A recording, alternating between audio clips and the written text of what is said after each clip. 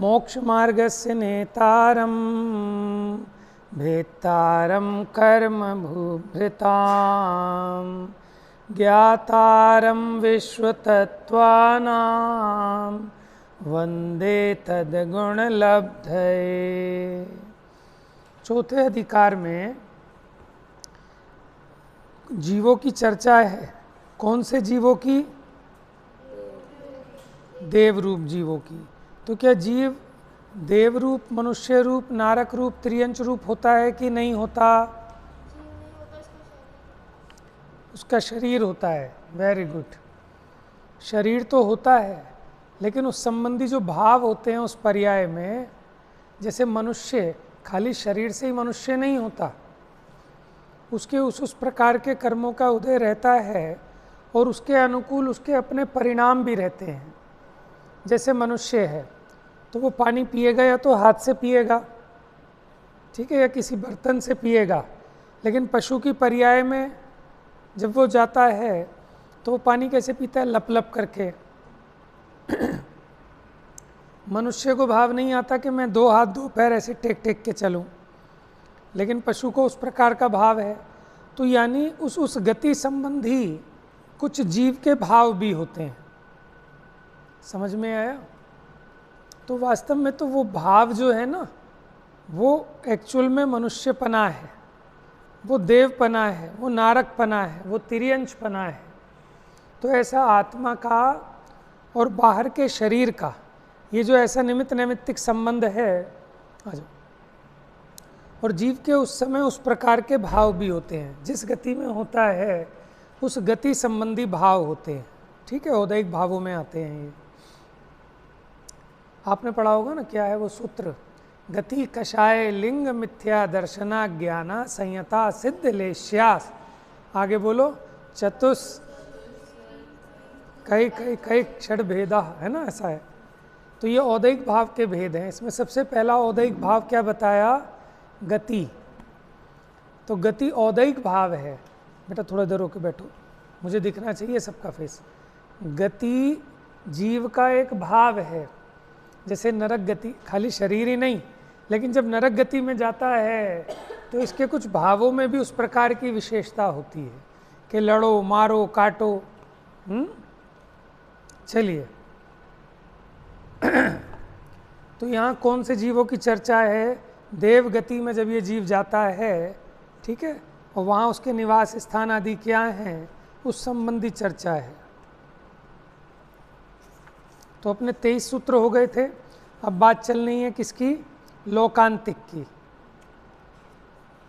सूत्र नंबर कितना है बताइए?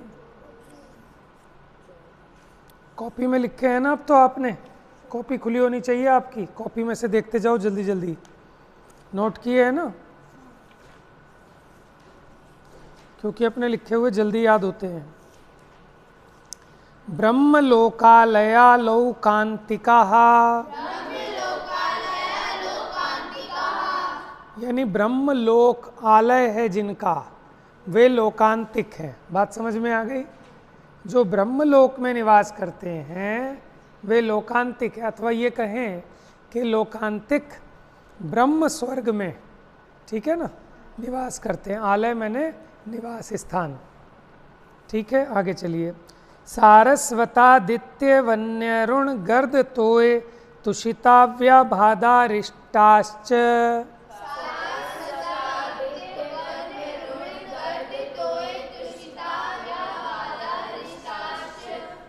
व्याबाधा, है ना, तुषिता, ये किनके नाम हैं?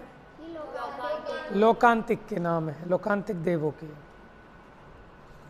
अच्छा, इन्हें लोकांतिक क्यों कहते हैं? ठीक है ना, लोक का जिनका अंत आ गया वो कहलाते हैं लोकांतिक देव। ये किस अवसर पर आते हैं नीचे मध्य लोक में? कब आते हैं लोकांतिक देव? ठीक है, उनकी दीक्षा की अनुमोदना करने के लिए आते हैं। इन्हें कौन से ऋषि कहते हैं? ये ब्रह्म ऋषि कहलाते हैं, राज ऋषि कहलाते हैं, देव ऋषि कहलाते हैं। देव ऋषि क्या कहलाते हैं? इनकी देवियों का क्या नाम होता है? समझ में आया? ब्रह्मचारी होते हैं। तो क्या देवगति में अणुव्रत हो सकते हैं? कितने गुण स्थान तक हो सकते हैं देव में? और नरक में? त्रियंचों में अनुव्रत भी ले सकते हैं। आपको बताया था स्वयंभू रमण समुद्र में जो महामत्स्य असंख्यात त्रियंच 5वें गुण स्थान वर्ती हैं। ठीक है। देवों में ऋषि समान है। नहीं, ऋषि कहते हैं। वैसे ऋषि शब्द जो बना है ना वो रिद्धि से बना है। जो रिद्धिधारी होते हैं उन्हें ऋषि कहते हैं। ठीक है। उसके 4 भेद होते हैं, राज ऋषि, ब्रह्म ऋषि, देव ऋषि और एक और होता है। चलिए सूत्र नंबर 26, विजयादिषु द्विचर्माः, यानी विजयादिक में रहने वाले द्विचर्मा होते हैं। चर्मा माने क्या है ना? कोई बच्चा चश्मा तो नहीं समझ रहा कि गलत लिखा होगा, ठीक कर लूँ। बहुत समझदार बच्चे होते हैं, किताब कोई गलत कर देते हैं ऐसे अपनी बुद्धि के हिसाब से। हाँ भाई, चर्मा है कि चश्मा है? चर्मा का मतलब क्या होता है? चरम माने क्या होता है? द्विचर्मा। हाँ, चरम शरीर वाले। द्वि मतलब तो जिनके कितने अधिक से अधिक होंगे तो 2 शरीर होंगे। चरम शरीर किसे कहते हैं? अंतिम शरीर को चरम शरीर कहते हैं। और ये मनुष्य भव की अपेक्षा है, नहीं तो बीच में अगर एक देव गति भी होगी। जैसे अभी ये देव हैं, ठीक है, यहाँ सर मरण करके ये मनुष्य बने, या तो उसी भव से मोक्ष चले जाएं, नहीं गए तो फिर देव गति में आएंगे, फिर मनुष्य में जाकर उस भव से नियम से मोक्ष चले जाएंगे। यानी अधिक से अधिक 2 मनुष्य के भव धारण करके ये मोक्ष चले जाते हैं। ऐसे कौन कौन है जो 2 भवावतारी होते हैं? अधिकतम 2 भवावतारी।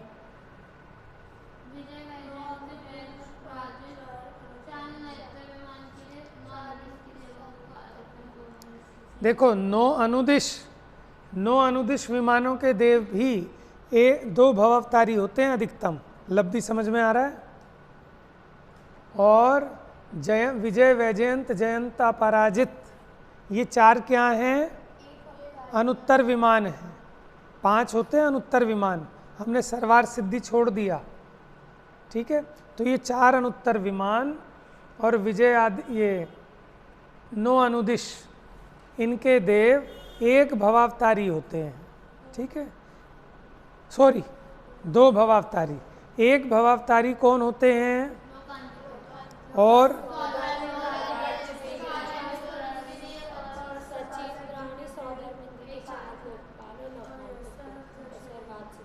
दक्षिणेंद्र। हाँ, और सौधर्म के जो 4 लोकपाल हैं, यम, वरुण, अरुण, कुबेर, ऐसे नाम है ना, शची, इंद्राणी। ठीक है। और ये सर्वार सिद्धि के सभी देव 1 भवावतारी होते हैं। सर्वार सिद्धि के देवों की आयु कितनी होती है? उसमें जगन्य और उत्कृष्ट का भेद नहीं है, पूरी होती है। बाकियों में जगन्य आयु और उत्कृष्ट आयु समझेंगे अभी। सूत्र छोटे छोटे हैं लेकिन उसको आगे पीछे जोड़ना पड़ता है।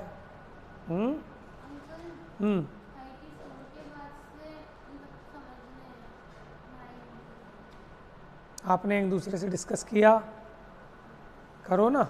अब तो मैंने तो आज ज़बरदस्ती क्लास रखवाई है, नहीं तो आज 11th वालों की क्लास थी। चलिए अभी थोड़ा सा अभी रिवाइज कराएंगे, इसीलिए अब आएंगे ना ये सूत्र। हाँ जी। औपादिक मनुष्येभ्य शेषास्तिर्यग योनयः,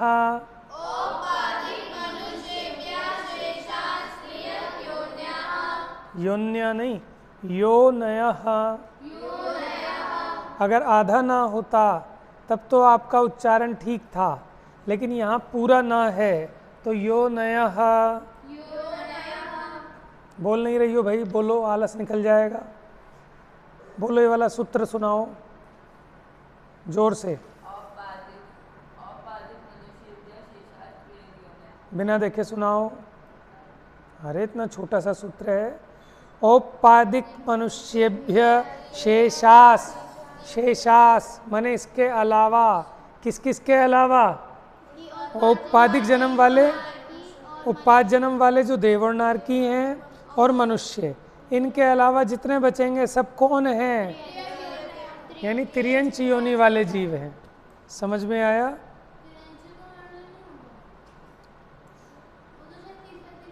देखो आपने जो दूसरा अधिकार पढ़ा था उसमें भी आ गया था पृथ्वी अप तेजो वायु वनस्पत्या स्थावरा द्विंद्रियादय अस्त्रसा, आए थे ना सूत्र, सम्मूर्छन गर्भोपादा जन्म कर करके आ गया था वहाँ दूसरे अध्याय में।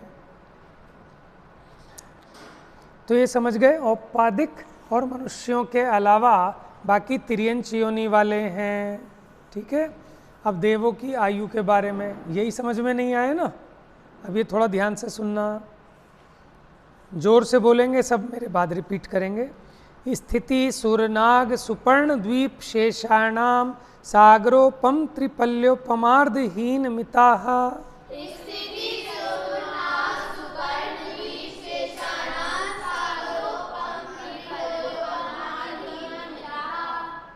ठीक है, अर्धहीन मिता, आधा आधा कम कम करते जाना है। स्थिति माने आयु, असुर की कितनी है? असुर कुमार देव की आयु लिखा है ना सागरोपम, फिर लिखा है त्रिपल्योपम, फिर वहाँ क्या आया उसके बाद? असुर के बाद नाग कुमार, नाग कुमार की कितनी हो गई? 3 पल्ले। फिर कहते हैं अर्धहीन मिता, अब 3 पल्ले में आधा आधा कम करते जाओ, तो 2.5 पल्ले की किसकी हो गई? सुपर्ण कुमार की। द्वीप कुमार की 2 पल्ले, और बाकी जो बचे कौन से बचे? आपने नाम याद किए थे ना, भवनवासिनो सुरनाग। चलिए ठीक है, समझ गए आप। सोधर्मे शानयो सोधर्मे शानयो सागरोपमे धिके।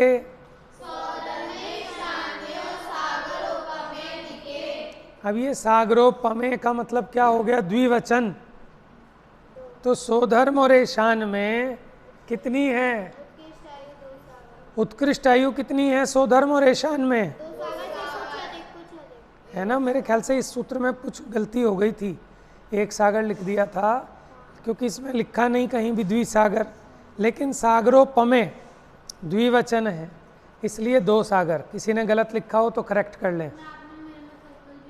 किया है ना? तो कर लो उसको ठीक, 2 सागर से कुछ अधिक की आयु होती है। अच्छा, आज तो आपका एग्ज़ाम है, फिर भी क्लास रखवा ली? ठीक है, चलें आगे। सानत कुमार माहेंद्रयो सप्त। परिधि अर्थ बताओ बेटा इसका।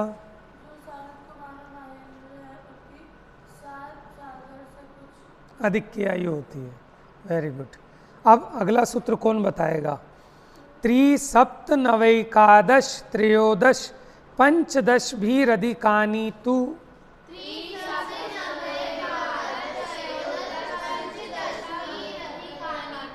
याद किस किस को हो गया?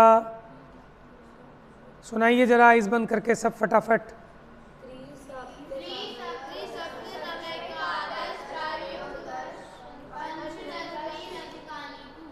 इसका अर्थ बताएगी जिनांशी कहाँ है? बताओ बेटा। जो ब्रह्म ब्रह्मोत्तर वाले देव हैं उनकी 3 पल्योपम से अधिक है। फिर लांतक कापिष्ठ वाले देव, लांतक कापिष्ठ जो देव हैं उनकी 7 पल्ले से अधिक है। अधिकानी तू लिखा था ना अर्पिता, समझ लो बेटा, अधिकानी तू लिखा था, यानी अधिक अधिक है। किनकी? हमने 4 स्वर्गों की तो बता दी पहले, सोधर्मेशान सानत कुमार महेंद्र बता दी ना, सोधर्मेशान की और सानत कुमार महेंद्र की। अब सानत कुमार महेंद्र में कितनी थी? सप्त सागर से कुछ अधिक। तो अब सप्त सागर से अधिक अधिक करते जाना, तो सप्त सागर से 3 सागर अधिक किसकी है? नेक्स्ट वाले युगल की, ब्रह्म ब्रह्मोत्तर की। फिर लांतव कापिष्ठ की कितनी? 7 सागर अधिक करनी है उसमें। पहला 7 सागर थी ना सानत कुमार महेंद्र की, सॉरी हाँ। तो 7 सागर में 3 सागर जोड़ेंगे तो ब्रह्मोत्तर की यानी 10 सागर। उसी 7 सागर में जब 7 सागर जोड़ेंगे 14 सागर किसकी होगी? लांतव कापिष्ठ की। शुक्र महाशुक्र की कितनी होगी? 9 सागर जोड़ोगे 7 सागर में 16 सागर। फिर एकादश यानी 11 सागर जोड़ोगे तो नेक्स्ट वाले की। इस तरह अंतिम 16वें स्वर्ग की आयु कितनी होगी? 22 सागर। इतना समझ में आ गया? नहीं आया? देखो इसमें कहा अधिकानी तू, अधिक अधिक हो रही है रिद्धि। कितनी कितनी अधिक करनी है? पहले लिखा यानी 3 सागर अधिक करो। किसमें? इसके पहले जो थी 7 सागर। पहला सूत्र था ना, सानत कुमार महेंद्रयो सप्त, तो उनकी 7 सागर थी, उससे अधिक अधिक है इनमें। कितनी कितनी अधिक है? मैंने एक चार्ट भी बनवाया था शायद, और मैंने प्लस करके भी लिखवाया था कॉपी में कि 7 + 3 आ गई ब्रह्मोत्तर की। 7 + 7 वेरी गुड। 7 + 7 आ गई उससे नेक्स्ट वाले लांतव कापिष्ठ की। फिर 7 + 9, 7 + 11, फिर 7 + कितना था? 13 यानी 13, और फिर 7 + 15। ठीक है। घर में भी पढ़ना होता है, खाली आधे घंटे की क्लास से काम नहीं होता है ना। ये क्लास ऐसी है कि कम से कम 1.5 घंटा होनी चाहिए, तब उसमें आनंद आता है और समझ में आता है अच्छे से। लेकिन थोड़ी सी मेहनत ज़्यादा कर लेना आप। अगला देखिए, अब उसके आगे के आयु बताएंगे। आरणाच्युता धूर्ध्व में कैकेन नवसु ग्रैवयकेषु विजयादिषु सर्वार्थ सिद्धौ च।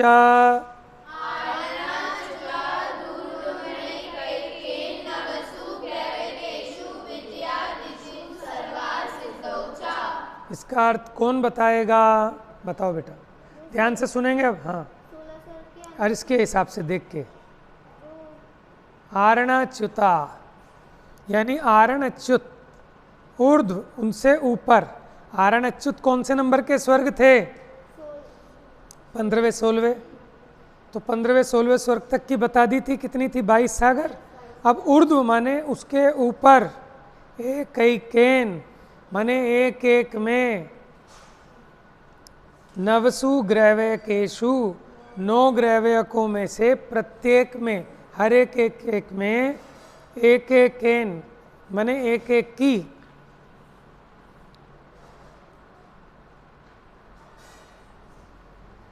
नवसु ग्रैवयकेषु विजयादिषु सर्वार सिद्धौ च। विजयादिषु क्या है? 4 अनुत्तर विमान। इनमें क्या कह रहे हैं अब ये कि एक एक सागर बढ़ाते जाना, यानी 22 सागर थी 16वें स्वर्ग में, उसके ऊपर जो 9 ग्रैवयक हैं, उन 9 ग्रैवयक में प्रत्येक में, हर एक में एक एक बढ़ती जाएगी। यानी पहला जो ग्रैवयक है उसमें 23 सागर, दूसरे ग्रैवयक में 24, तीसरे में 25, चौथे में 26, पाँचवें में 27, छठे में 28, सातवें में 29, आठवें में 30, और 9वें ग्रैवयक में एक एक सागर की वृद्धि होती जाएगी। ठीक है, 31 हो गई। फिर 9 ग्रैवयक में और विजयादिशु में कितनी होगी? एक बढ़ोतरी, 32 सागर। अच्छा सॉरी, ग्रैवयक के ऊपर जो 9 अनुदिश हैं और 4 अनुत्तर विमान हैं, उनमें कितनी होगी? 32 सागर। लेकिन सर्वार सिद्धि में कितनी होती है? 33 सागर होती है, याद रखना। चलिए, हैं?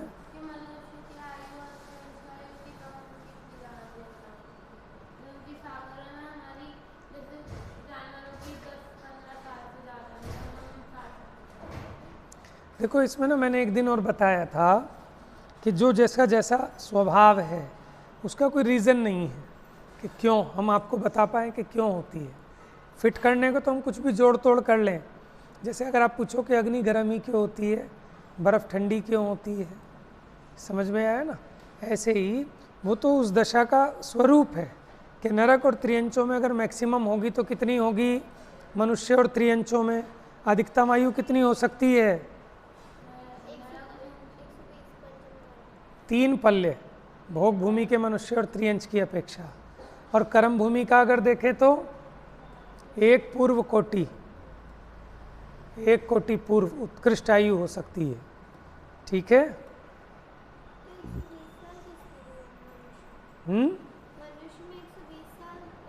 वो तो अभी इस काल की बताई ना, लेकिन अगर चौथे काल में देखो तो 84 लाख पूर्व तो आदिनाथ की थी और 1 करोड़ पूर्व हो सकती है। विदेश क्षेत्र में ये जो तीर्थंकर होते हैं ना, 20 तीर्थंकर, इनकी आयु कितनी होती है? 1 कोटि पूर्व की आयु होती है कंप्लीट। समझ में आया? आज तुम ज़्यादा जल्दी उठ गई क्या? जीके की तैयारी कर रहे थे। चलिए अभी तक हमने बात की उत्कृष्ट आयु की। अब देखो जगन्य आयु। अपरा पल्योपम अधिकम। अपरा का मतलब हो गया, क्योंकि परा थी उत्कृष्ट तो उससे अपोजिट, यानी अब जगन्य आयु। पल्योपम अधिकम, अधिक से अधिक कितनी होगी? लेकिन अभी किसकी बात चल रही है, कैसे पता चलेगा? जैसे पिछले रेफरेंस से जहाँ से हमने स्टार्ट किया था, तो सोधर्म शान में अगर जगन्य आयु होगी तो कितनी होगी? 1 पल्ले से कुछ अधिक होगी। किसमें? 1 पल्ले से कुछ अधिक आयु किसमें होगी? देखो लिखा है सूत्र तुम्हारे पास। हाँ, वेरी गुड। सोधर्म और ईशान में परतः परतः पूर्वा पूर्वानंतराः।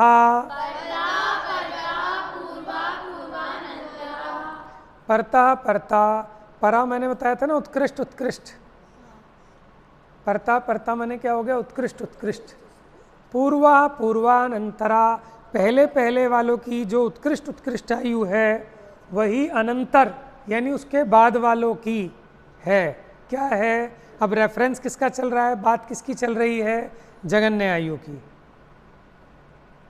तो पहले पहले स्वर्गों की जो उत्कृष्ट आयु है वही उससे अनंतर यानी उससे आगे वालों की जगन्य आयु है। समझा दिया था। आगे बढ़ते हैं। नारकाणाम च द्वितीयादिषु। ठीक है, इसी प्रकार नरक की दूसरी आदि पृथ्वियों में भी लगा लेना। मतलब पहले नरक की जो उत्कृष्ट आयु है वही उससे अगले वाले यानी दूसरे आदि नरकों में जगन्य जगन्य आयु है। पहले पहले की उत्कृष्ट आयु, अगले अगले की जगन्य आयु, लेकिन उसमें एक समय अधिक हो जाएगा। ठीक है। 10 वर्ष सहस्राणि प्रथमायाम। अब आपने तो बताया कि आगे आगे में पहले पहले वाले की, ठीक है, जो उत्कृष्ट है उससे एक समय अधिक हो जाएगी। अब हमें दूसरे तीसरे आदि की तो पता लग जाएगी क्योंकि पहले की उत्कृष्ट पता है। पढ़ा था ना तीसरे अध्याय में, तेष वेक त्रि सप्त 10। हाँ, तो पहले नरक की जगन्य आयु बता रहे हैं 10 वर्ष सहस्राणि। क्या मतलब हुआ इसका? पहले नरक में कितनी है जगन्य आयु? ठीक है, पहली पृथ्वी में। भवनेषु च, रिद्धि बताओ इसका मतलब।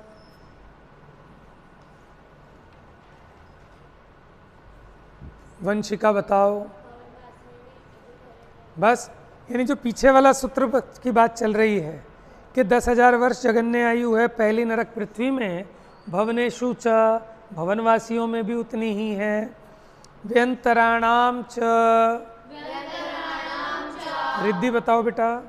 व्यंतरों में भी जगन्य आयु कितनी है? कॉपी तो खोल लो मेरे दोस्त।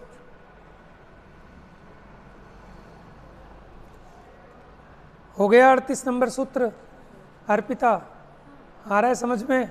और कौन अब्सेंट था इस सूत्रों में? आ रहा है बेटा समझ में?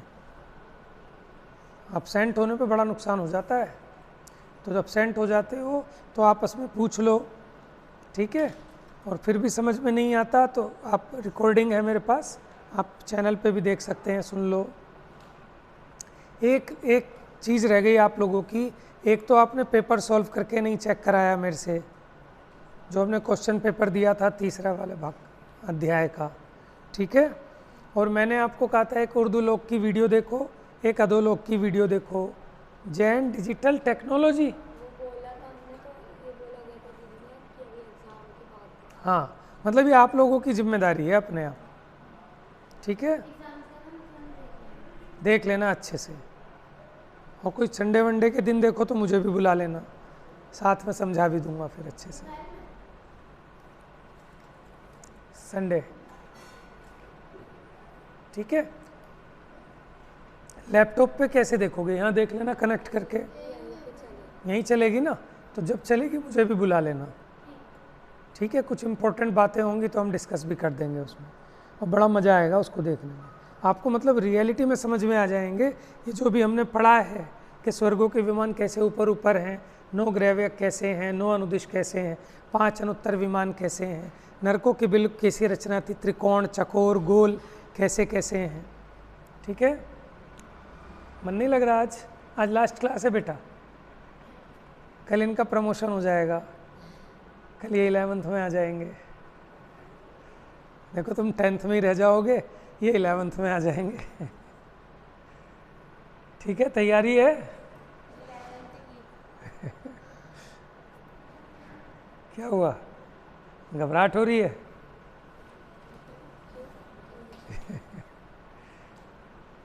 घबराहट, चलिए।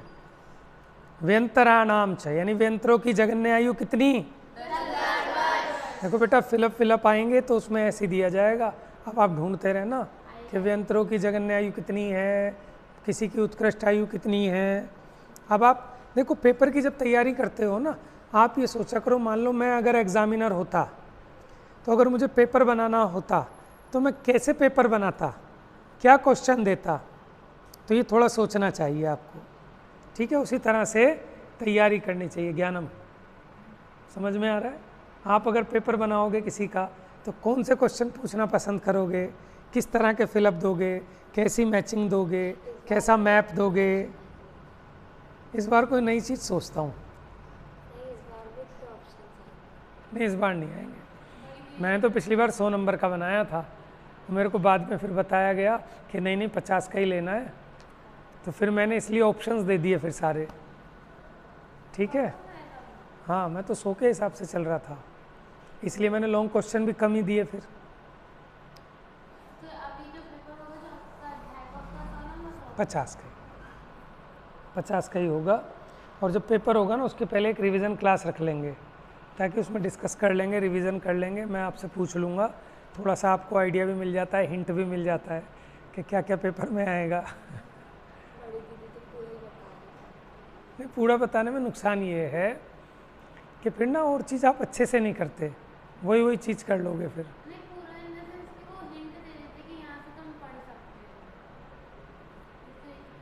हाँ बेटा, पूछ रहे हो कुछ? समय हो गया, जल्दी से कंप्लीट करते हैं इसको। परापल्योपम अधिकम, ज्ञानम इसका अर्थ बता सकता है? परापल्योपम अधिकम, एक इसके जैसा दूसरा सूत्र था, कौन बताएगा? अपरापल्योपम अधिकम, बता बेटा इसका अर्थ क्या है? नहीं, अभी ऐसे मत बताओ, खाली सूत्र का अर्थ बताओ।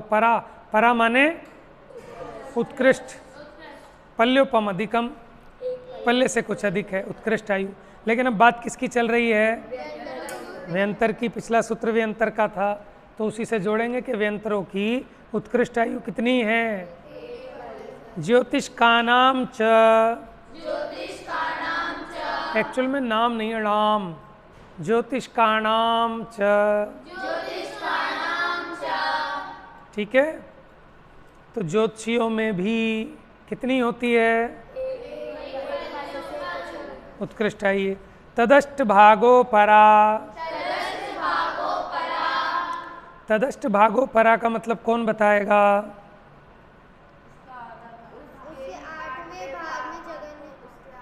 तद माने उसके, अष्ट भाग 8वां भाग, वो हो गई अपरा। अपरा पाने जगन्य, तो जगन्य आयु कितनी है? 1/8 पल्ले।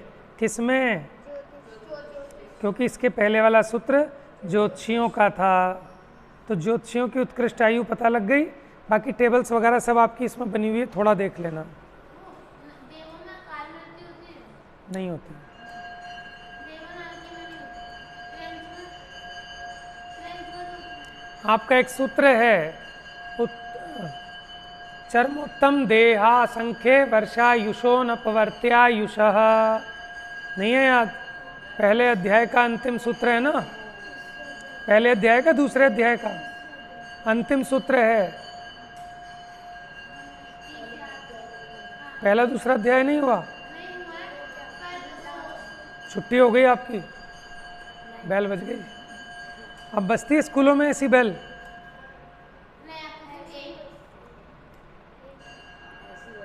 आइए, लोकांतिका नाम अष्टौ सागरोपमाणि सर्वेषां।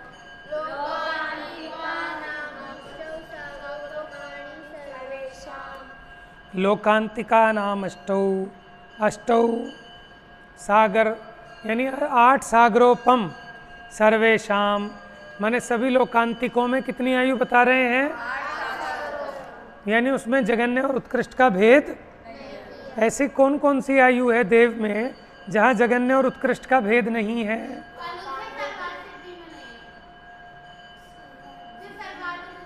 लोकांतिक में भी तो बता दिया, आप इस सूत्र में भी बताया तो है।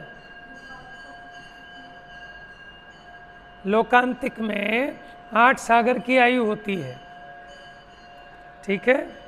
सबकी स्थिति समान होती है। सर्वेशाम लिखा है ना। हो गया मेरे ख्याल से पूरा कंप्लीट।